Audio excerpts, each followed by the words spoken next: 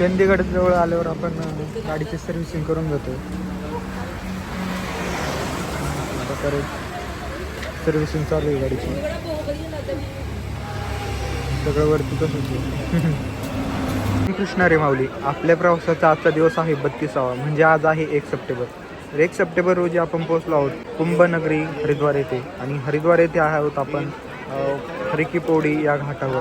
आणि आता सध्या स्नान वगैरे करून आपण चाललो आहोत पुढे जाणार आहोत शांतिकुंज येथे, जिथे रात्री आपण मुक्काम केला आहे. तर चला जाऊयात आता.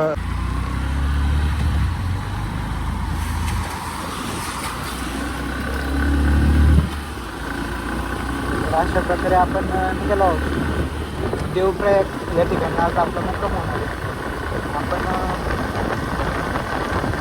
आज 1 सप्टेंबर म्हणजेच आपल्या प्रवासाचा आजचा 32वा दिवस. कारण 1 ऑगस्ट रोजी आपण ही ट्रिप सुरू केली होती आळंदी ते लेह लडाख. आणि आळंदी ते लेह लडाख पूर्ण होऊन जवळपास 3-4 दिवस झालेले आहेत. आपल्याला मनालीमध्ये आल्याच्या नंतर मी तुम्हाला असं म्हटलं होतं की नवीन काहीतरी सिरीजला नाव देऊया. तर ते आपण नाम करून उद्या करणार आहे. कारण केदारनाथ जर बंद असेल तर मात्र मग आपल्याला पाठीमागे यावं लागणार आहे. तसं 3 दिवसासाठी केदारनाथ बंद आहे असं सांगितलं आहे. तरी काय हरकत नाही, बघूया.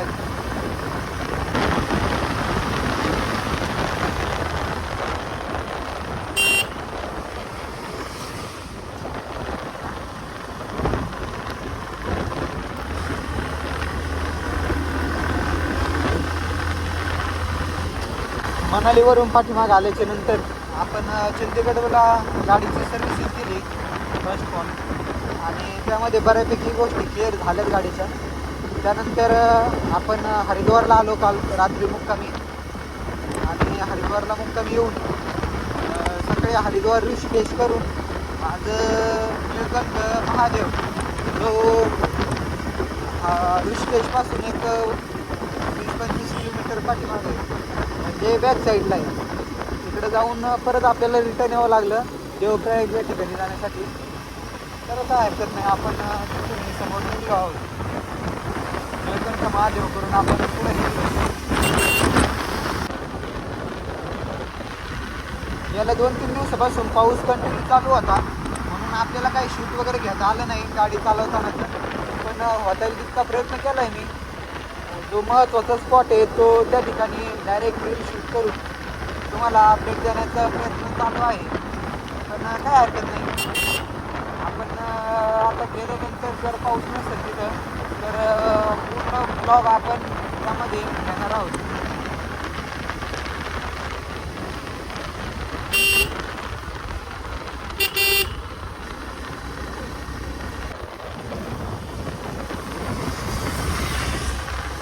हिमाचल प्रदेश परिवहन. हिमाचल नाही, आपण उत्तराखंडमध्ये आपण कॉर्नरला ओव्हरटेक करणे नाही.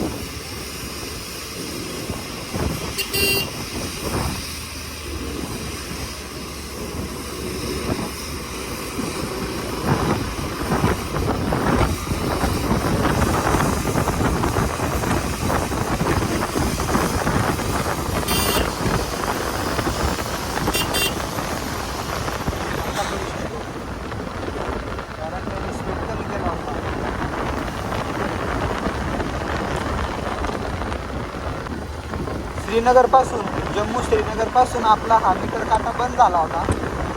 तर गॅरेजवाल्याला विचारल्याच्या नंतर त्याने केबल बदलायला सांगितली होती, जी पुढच्या चाकापासून तर मीटरपर्यंत येते. आता सगळं लेह लडाख झालं तरी तो मीटर काटा चालू नव्हता. हे कॅल्क्युलेट होत नव्हतं किती किलोमीटर चालू आहे गाडी. पण चंदीगडमध्ये आल्याच्या नंतर मला ती काल केबल भेटली नाही, कारण काल रविवार होता. आणि आज मी ती केबल विकत घेणार हरिद्वार किंवा ऋषिकेशमधून.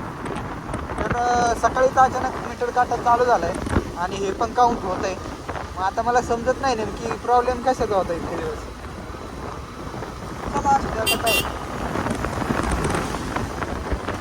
त्याच्यानंतर आता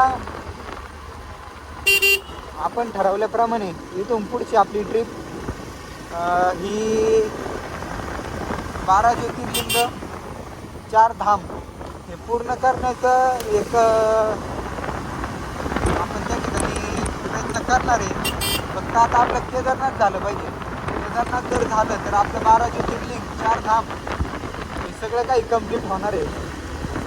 4 धामापैकी आपण एक धाम कम्प्लीट केले ते म्हणजे द्वारका. दुसरं बद्रीनाथ हेही कम्प्लीट होईल. फक्त ते उघडं पाहिजे.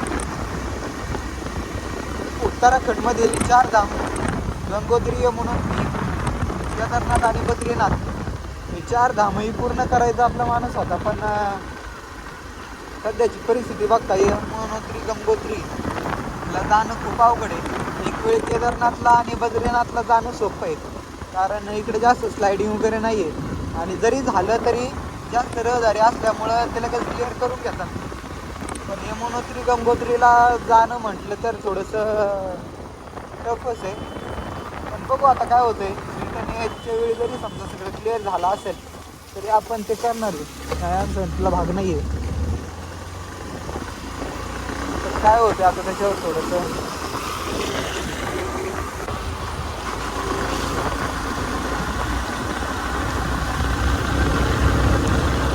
ही गंगा नदी वाहते शेजारून. जे आपल्याला हरिद्वार ऋषिकेश त्या ठिकाणी स्नान करायला मिळालं अशी असलेली गंगा नदी. आणि या गंगा नदीच्या कडेकडेने आपण जाणार आहोत जवळपास अजून एक 50 किलोमीटर म्हणजे देवप्रयागला. देवप्रयागला असलेला अलकनंदा आणि भागीरथी नदीचा संगम आणि त्याहून नवीन नदीला निर्माण झालेलं नाव म्हणजे असते गंगा. हे विशेष संगम असलेलं ठिकाण म्हणजे देवप्रयाग. हे देवप्रयाग ठिकाण बघण्यासाठी आपण जाणार आहोत. आता जे आज मुक्कामाचा आपला तिथं आहे.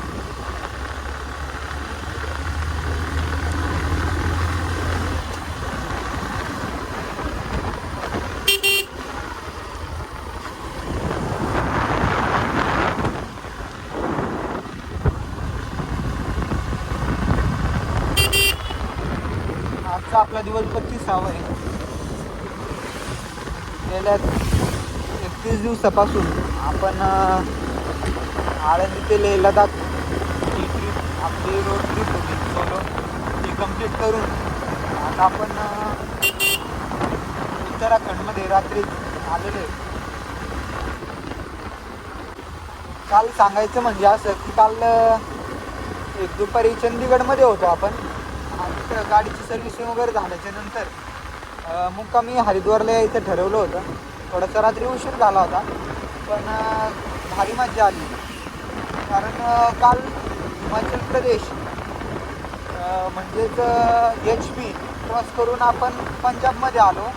त्याच दिवशी पंजाबनंतर हरियाणानंतर आपण UP लागला आपल्याला रात्री. UP लागल्याच्या नंतर मग आपण उत्तराखंडमध्ये आलो. म्हणजे हिमाचल प्रदेश, पंजाब, त्याच्यानंतर हरियाणा झाल्याच्या नंतर UP, उत्तर प्रदेश आणि त्याच्यानंतर आपण जवळपास म्हणजे 5 राज्य क्रॉस करून आलो एकाच रात्री. म्हणजे एका 5 तासाच्या रनिंगमध्ये 5 ते 6 तासाचं रनिंगवर असेल आपलं काल 250-300 किलोमीटर. त्या 300 किलोमीटरमधून आपण 5 राज्य क्रॉस केले.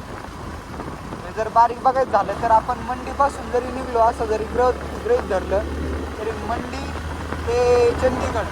मंडी हे हिमाचल प्रदेशमध्ये येतं, चंदीगड हे पंजाबमध्ये येतं. नंतर अंबाला सिटीमधून म्हणजेच हे ते पंजाब सिटीमध्ये येतं. त्याच्यानंतर पुढं आपल्याला मोठं कोणतं गाव लागलं एवढं नाही सांगता येतं, पण मग हरियाणा लागलं होतं मध्ये.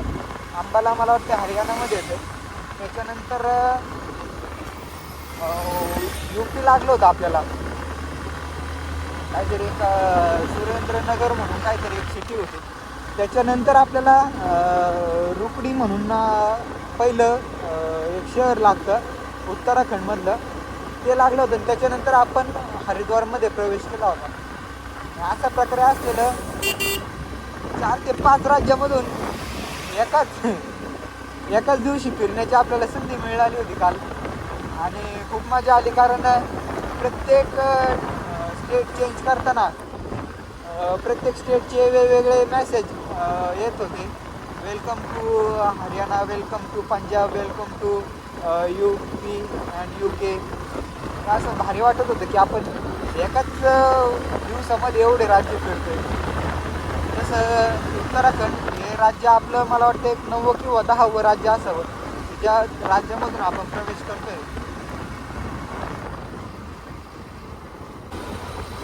लास्ट ब्लॉग मनालीमध्ये आपण शूट केला होता. तिथं हिडंबा मातेचं मंदिर होतं आणि बाकी काही परिसराचे आपण ब्लॉग घेतले होते. त्यानंतर आता डायरेक्टली आपण 2 दिवसानंतर आजचा ब्लॉग घेतोय. कारण गेल्या 2 दिवसापासून मनालीपासून खाली निघल्यापासून जोरदार पाऊस होता. इतका पाऊस होता की मोबाईल आपण काढू शकत नव्हतो. असा समोर हेल्मेटला वगैरे लावू शकत नव्हतो.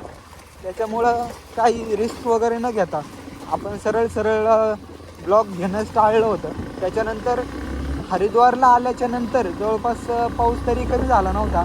परंतु मग हरिद्वार हे महत्त्वाचं ठिकाण असल्यामुळं तिथली एक रील शूट केली होती फक्त.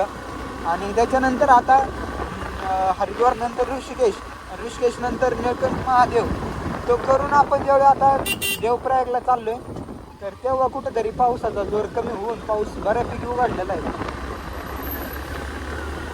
पाऊस उघडल्यामुळं आता आपण रील शूट करतोय, त्याचा ब्लॉग घेतोय.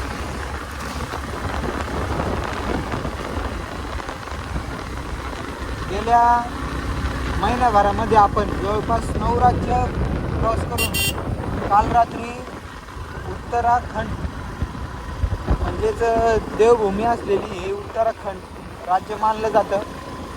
खरंच असं एकमेव राज्य आहे भारतामध्ये की त्या राज्यामध्ये ह्या टोकाची पासून तर त्या टोकापर्यंत सगळे देवांचंच म्हणजे फक्त देवच नाही तर विशेष असं महत्त्व आहे. कारण भगवंताचं भरपूर या ठिकाणी विशेष मंदिर आहेत. काम चालू आहे तिथं. डोंगर असतात डोक्यावर त्यामुळे ते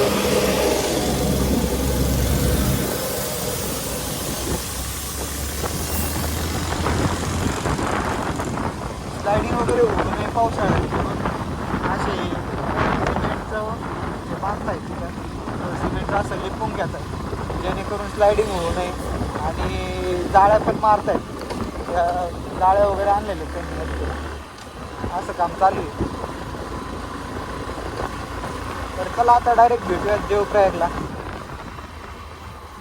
तर फायनली आपण पोहोचलो आहोत संगमाच्या ठिकाणी म्हणजेच देवप्रयाग या ठिकाणी. हा खाली बघताय तुम्ही हा अलकनंदा आणि भागीरथी नदीचा संगम आहे. आणि हा जो पॉईंट आहे या पॉईंटपासून तर पुढे या नदीला गंगा म्हणून नाव देण्यात येतं. तर हा एकदा व्ह्यू बघून घ्या तुम्ही.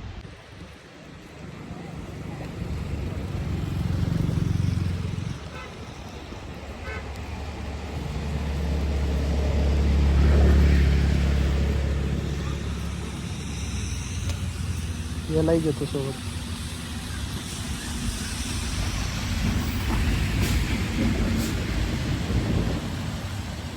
आपण वरती असलेला संगम घाट उतरून आता खाली आलो आहोत. तिथून आपण मगाशी व्हिडिओ वगैरे घेतले होते, फोटो वगैरे घेतले होते. त्याच्यानंतर आता आपण संगमाच्या ठिकाणी आलो आहोत. इथं तुम्हाला संगम दाखवतो जवळ.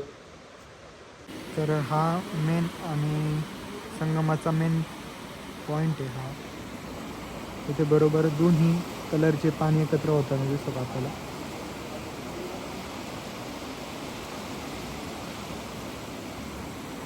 ही अलकनंदा नदी आहे आणि ही भागीरथी नदी दोन्ही नद्या एकत्र होऊन पुढे गंगा नाव या नदीला प्राप्त होते. तर भोवरे तयार होतात. अजून पुढून जाऊनही बघता येईल आपल्याला पण आपण जास्त समोर जाणार नाहीत. इथूनच एकदा व्ह्यू बघून परत पाठीमागं फिरणार आहोत.